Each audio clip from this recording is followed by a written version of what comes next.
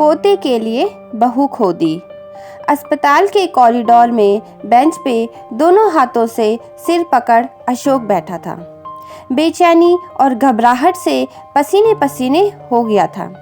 ये क्या कर लिया पूजा तुमने? ये कैसी मृग तृष्णा के पीछे भाग रही थी? अभी नर्स तेजी से ऑपरेशन थिएटर से बाहर आई। मिस्टर अशोक जल्दी से ये दवाइयाँ और इंजेक्शन को लेकर आइए। और ब्लड का इंतज़ाम हुआ कि नहीं? देखिए जल्दी करें, काफ़ी ब्लीडिंग हो रही है। इतना कह नर्स वापस दुगनी तेजी से ओटी में चली गई। अशोक को जैसे लकवा सा मार दिया था। कुछ पूछ ही नहीं पाया। पास खड़े वर्मा जी ने पर्ची हाथों से ले ली। पिछली सारी बातें चलचित्र की तरह अशोक के सामने घूमने लगी थी। पहली बार पूजा को देखने कानपुर गया था अपने माँ बाबूजी के साथ। सबको दोनों की जोड़ी बहुत अच्छी लगी और अशोक को भी बहुत पसंद आई पूजा। सादगी की मूर्ति, गुलाबी साड़ी में छोटी सी बिंदी लगाए। चाय के साथ थोड़ी बहुत बातचीत हुई थी। अशोक थोड़ा संकोची स्वभाव का था और लड़की से बात करने का पहला अनुभव था, तो दिल की धड़कन भी तेज हो चली थी। जल्दी ही विवाह भी हो गया और अशोक की जिंदगी में पूजा खुशियां बनकर आ गई। साल भर में नन्ही नेहा भी दोनों की जिंदगी का हिस्सा बन गई। नेहा के बचपन ने दोनों को जैसा बच्चा ही बना दिया था। अब नेहा के भैया भी आना चाहिए। जब तब इस बात का जिक्र अशोक की माँ करती रहती, अशोक हंस के टाल जाता। एक बच्चे की जिम्मेदारी ही अच्छे से निपट जाए, इतना ही कमा लेता था वो। और इतनी महंगाई में एक बच्चे के ही पक्ष में था अशोक। माँ की बातों ने असर दिखाना शुरू किया और पूजा ने दूसरे बच्चे की जिद शुरू कर दी। देखो पूजा, 2 बच्चे के खर्च में मैं फिर भी वहन कर लूं, तब भी मैं चाहता हूं कि एक ही संतान हो हमारी। अब नेहा को अच्छे स्कूल में पढ़ाए और सारी सुख सुविधा दे, जो 2 बच्चों के साथ थोड़ी मुश्किल होगी। नहीं अशोक, 2 बच्चे तो होने ही चाहिए, एक बेटा और एक बेटी। और पूजा अपने जिद पे अड़ जाती। पूजा और घर वालों के दबाव में अशोक झुक गया और पूजा दूसरी बार उम्मीद से हो गई। शुरू के 3 महीने पूजा को बहुत उल्टियां और चक्कर आते, जो कि नेहा के समय नहीं आते थे। अलग लक्षण देख पूजा को पूरा विश्वास हो गया था कि इस बार बेटा ही होगा। सुनो जी, क्यों ना एक बार टेस्ट करवा लेते हैं हम? अपनी बात अधूरी छोड़ती हुई पूजा ने कहा, क्योंकि वो जान रही थी कि ये जिद अशोक नहीं मानेगा। देखो पूजा, तुम्हारी हर जिद को मैं नहीं मानूंगा और टेस्ट की बात दोबारा नहीं सुनना चाहता मैं। मुझे कोई फर्क नहीं पड़ता बेटा हो या बेटी, और अच्छा होगा तुम भी खुद को इस बात के लिए तैयार रखो। उस वक्त तो पूजा चुप हो गई, लेकिन बेटे की चाह कम ना होनी थी, ना हुई। गर्भावस्था के पूरे समय अशोक की मां ने न जाने कितने टोन टोटके करवाए और पूजा ने पूरे मन से किया भी सब कुछ। एक फितूर सा चढ़ गया था पूजा को बेटे की मां बनने का, और उस पे अशोक की मां की धमकियां। देखो बहू, बेटा तो होना ही चाहिए मेरा, अशोक का वंश बेल खत्म नहीं होनी चाहिए। डिलीवरी के समय अशोक की मां गांव में आ गई देखभाल के लिए। बहू, जो पूजा पाठ बताया था सब किया ना ठीक से? थोड़ा कड़क स्वर में पूजा की सास ने पूछा। जी माँ जी, जो भी आपने बताया सब किया है मैंने। इस बार तो बेटा होगा ही, सारे लक्षण भी अलग है पहली बार से।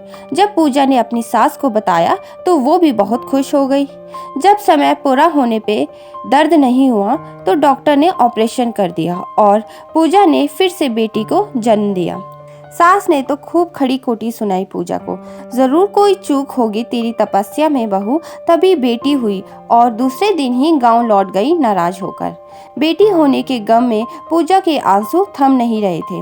नन्ही सी जान से मुंह फेर लिया था। अशोक बच्ची को गोद में ले सोचता, माँ तो ममता की मूरत होती है, फिर ये कैसी ममता है पूजा की, जो है नहीं उसके लिए आंसू और जो है उसके प्रति निष्ठुरता। जब अशोक ने जोरदार डांट लगाई तब अशोक के डर से पूजा ने बच्ची को संभाला और अशोक ने पूजा के टूटे मन और ऑपरेशन से घायल शरीर को। धीरे धीरे समय बीता और नन्ही गुड़िया 2 साल की हो गई। पूजा बच्चों के सारे काम करती तो करती, पर बेटे के चाह में अपनी ममता नहीं लुटा पाती उन दोनों बच्चियों पे। अशोक की जान थी दोनों बेटियां, अपने पिता से ही चिपकी रहती थी हमेशा। अपनी माँ से तो हर वक्त झिड़की और मार ही मिलती थी उन्हें। अशोक कितना समझाता, क्यों इस मृग तृष्णा के पीछे भाग रही हो पूजा? इतनी फूल जैसी बच्चियां हैं हमारी, ये नाम रोशन करेंगी हमारा। आपको तो कुछ समझ आता नहीं, घर में सबके बेटे हैं, कल को बुढ़ापे में क्या बेटियों से सेवा लोगे? सबके बेटे हैं, सिर्फ हमारे नहीं। और वही रोना धोना शुरू। अशोक चुप हो जाता। गुड़िया के 3 साल लगते लगते अशोक की मां ने फिर से पोते के लिए रटना शुरू कर दिया और पूजा ने भी पूरी सहमति दिखा दी। नियम और कड़क बता दिए थे। इस बार गांव के पंडित जी ने सुबह 5 बजे उठकर नहाना, पूजा पाठ करना, खाने में प्याज लहसुन सब बंद। दुगनी निष्ठा से पूजा लगी थी अपने बेटे के सपने को पूरा करने में। इस बार कोई चूक की गुंजाइश ही नहीं थी। फिर से उम्मीद जगी। अशोक की मर्जी के बगैर इस बार पूजा कोई खतरा नहीं उठा सकती थी। तीसरी संतान तो बेटा ही चाहिए था।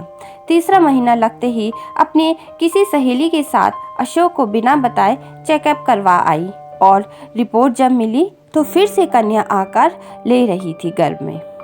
अपनी किस्मत पे 8-8 आंसू बहती पूजा ने अपनी सहेली से कहा, कुछ कर निशा, मैं किसी कीमत पे इस बच्चे को जन्म नहीं दूंगी। और फिर निशा ने बिना डॉक्टर से पूछे किसी मेडिकल से दवा लाकर पूजा को पकड़ा दिया। अशोक को खबर लगे बिना पूजा ने दवा खा भी ली। शाम होते होते भयंकर ब्लीडिंग शुरू हो गई। अशोक घबरा गया पूजा की हालत देख। खून से लथपथ पूजा बेहोशी की हालत में होने लगी। तुरंत अपने पड़ोसी वर्मा जी के घर बच्चियों को छोड़ वर्मा जी और अशोक ने पूजा को अस्पताल में भर्ती किया। अशोक भाई साहब डॉक्टर बुला रहे हैं। अपने कंधों पे वर्मा जी का स्पर्श पा अशोक की चेतना लौटी। तेज कदमों से डॉक्टर के कैबिन की तरफ बढ़ा। अपनी पत्नी के बहुत ब्लीडिंग हुई है। बच्चा 3 महीने से ज्यादा का था और दवा की वजह से गर्भाशय भी बिल्कुल खराब हो चुका है और बाकी के अंगों में भी इन्फेक्शन फैल गया है। आप मानसिक रूप से तैयार रहे, कुछ भी हो सकता है। छोटी छोटी बच्चियां हैं मेरी डॉक्टर साहब, अपनी माँ के बिना अनाथ हो जाएंगी, बचा लो आप पूजा को। डॉक्टर के पैरों पे गिर बच्चों की तरह बिलक बिलक के रो पड़ा अशोक। बहुत मुश्किल से वर्मा जी ने संभाला। फिर वही हुआ जिसका डर डॉक्टर और अशोक का था। 1 हफ्ते जिंदगी और मौत से लड़ते हुए और अपनी अतृप्त आकांक्षाओं के पीछे भागते भागते पूजा बहुत दूर चली गई, कभी ना लौटने के लिए। पूजा की खबर सुन रोते पीटते अशोक की माँ आई, लेकिन अशोक ने मुंह फेर लिया। आपकी पोते की चाह ने पूजा की बुद्धि फेर दी माँ। मेरी बेटियों को अनाथ करने में आपका भी हाथ है। कुछ ना कह सकी अशोक की माँ। अपने बेटे की उजड़ी बगिया देख पछताती रही। खुद पूजा ने अपनी सुंदर बगिया अपने ही हाथों उजाड़ ली थी। बच्चियों को न खुल के प्यार दे पाई, न पति को समर्पण। एक मृग तृष्णा के पीछे भागते भागते सबको पीछे छोड़ के चली गई। अशोक और अबोध बच्चियों ने अपनी माँ को अंतिम विदाई दी।